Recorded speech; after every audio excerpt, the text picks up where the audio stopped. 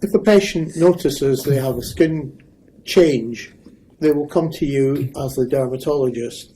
Can you just outline what steps you would take to check what the condition was and the tools of the trade for coming to a diagnosis? Sure. So, I would, we would look at the lesion that the patient brought to us. Patients who are at risk for skin cancer, we would typically do a full body exam. Recommend those for patients who are at, particular risk at least once a year.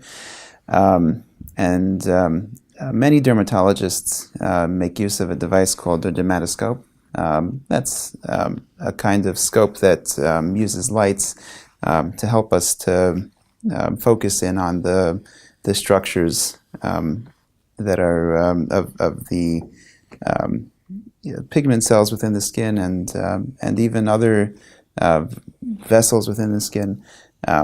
So sometimes can tell us whether something is a benign lesion, is a mole, is maybe something that requires a biopsy. If it does look a little suspicious for something that could be a skin cancer, the next step would be to do a skin biopsy. If it's suspicious for a basal cell cancer or a squamous cell cancer, we'll often do what's called a shave biopsy, where we'll just take a sample of the uppermost layer of the skin. And that would be done in your clinic? In our clinic. You wouldn't clinic. have to come into hospital for that? That's right.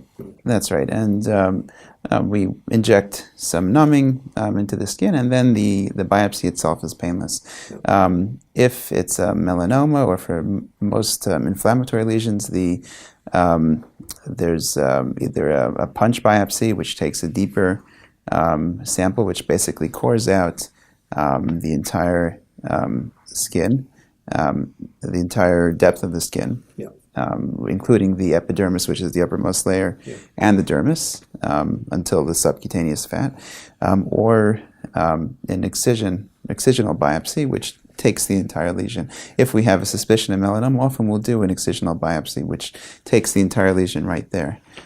And so the patient may come in, you're suspicious, you will take it away completely. And right. In one go, as it were. In one go. Yeah. In one go. And sometimes we may have to come back and take wider margins, but at least we won't have left that patient with something that we think is more likely than not a melanoma. Are there any blood tests or scans that would be useful, or is that not really appropriate in this condition? Typically, in most cases, no. In most cases, that's not necessary.